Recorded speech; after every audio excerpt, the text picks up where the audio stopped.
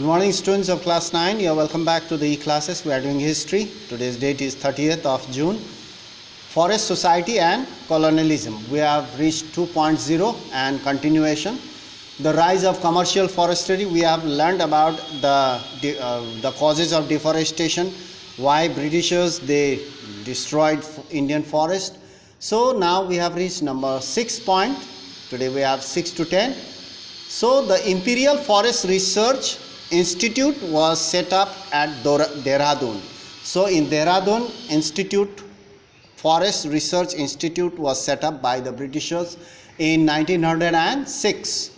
And here in this institute, here the students were taught about scientific forestry. So here in this institute in Dehradun, at Dehradun, the students were taught about the scientific forestry, the science of scientific forestry. Number 7, in scientific forestry. So first we'll learn what do you mean by scientific forestry. In scientific forestry, the natural forest having various species of trees were cut down. The forest will be cleared, and in their place one type of trees were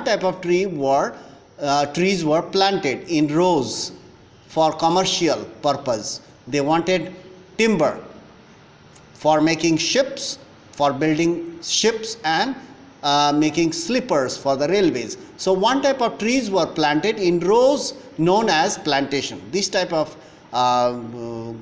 growing of trees is called plantation, or we can say scientific forestry. So all the species of trees were cut down and only one type of tree were planted, that too in rows. So number 8, many people and ecologists feel that this system is not scientific at all. This type of forestry is not scientific at all, because this will destroy the natural forest and the habitat. The animals will be gone. So no more animals, no more habitat for animals to live there, because the trees were planted in rows and the bushes were cut down, and only the trees which is used for commercial purposes were planted. So it will destroy the natural forest and the habitat. So it cannot become a scientific forestry at all. Many people believe, and ecologists also believe that. After the Forest Act was implemented means set in place or put in force or implemented or enacted in 1865. After the Forest Act was implemented in 1865, it was amended. Amended means to do some corrections. It was amended twice. 2 times it was the correction was done, or new laws were added. Something was added. Once in 1878 and the other was 1927. Twice the Forest Act was amended. Number 10, the Forest Act of 1878, here the first amendment,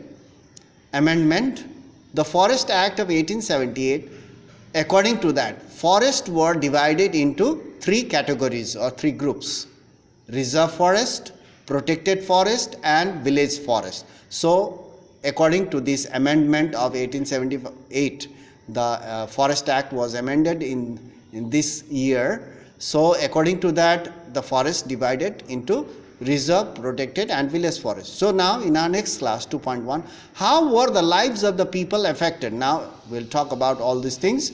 The lives of the people were severely affected by these Forest Act. And the Forest Act, you know that Dietrich Brandis, who was a German expert, he advised the government to form laws, and the people have to be trained. They should be taught about the conservation, science of conservation and so on. We have learned already. Now, how were the lives of the people affected? We'll talk about that in our next class. So that will be 2.1 subtitle. That's all for today. Thank you very much for your watching.